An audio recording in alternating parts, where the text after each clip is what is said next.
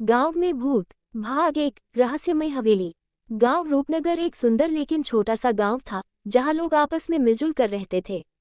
इस गांव के बाहर पुराने पीपल के पेड़ के पास एक सुनसान हवेली थी जिसे लोग भूतिया हवेली कहते थे।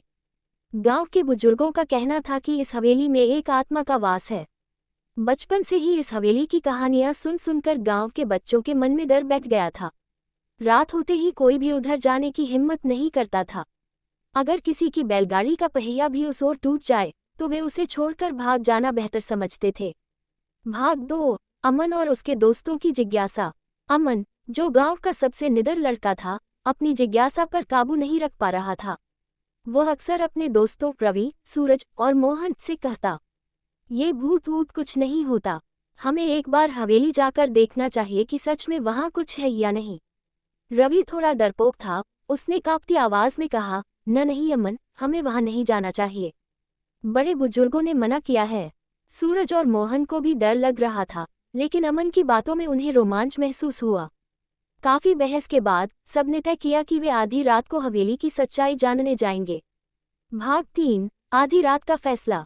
रात के ठीक 12 बजे, जब पूरा गांव गहरी नींद में था, चारों दोस्त टॉर्च और लाठी लेकर हवेली की ओर चल पड़े।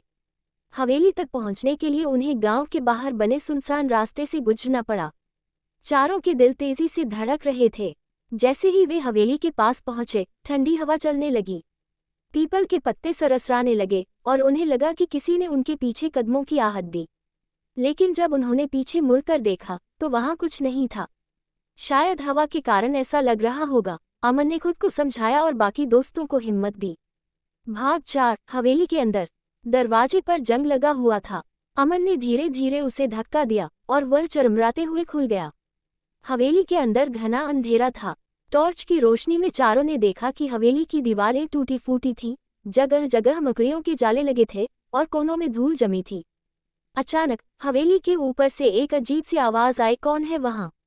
रवि ने तुरंत अमन का हाथ पकड़ लिया। अमन, हम यहाँ से चलते हैं।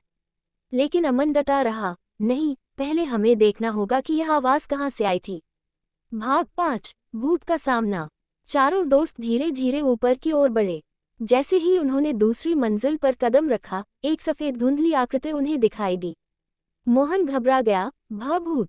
आकृति ने ऊंची आवाज में हंसना शुरू कर दिया। आवाज पूरे हवेली में गूंज रही थी।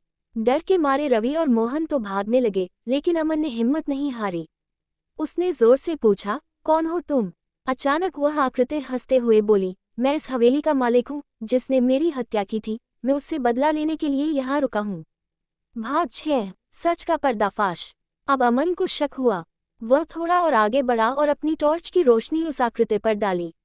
जैसे ही रोशनी पड़ी तो सामने गांव का ही एक आदमी, रतन चाचा, खड़ा था, जो सफेद चादर ओढ़े हुए था। रतन चाचा घबरा गए कि उनका राज खुल गया।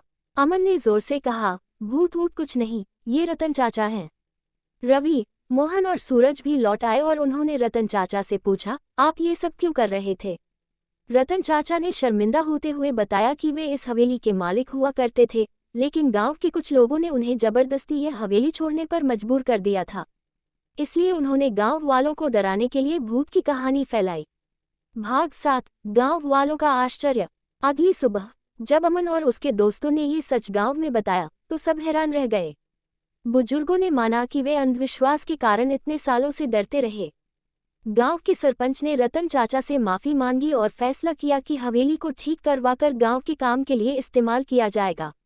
अमन और उसके दोस्तों ने साबित कर दिया कि भूत सिर्फ डर की एक कहानी होते हैं और हिम्मत से हर डर पर जीत हासिल की जा सकती है। समाप्त। Please subscribe my YouTube channel.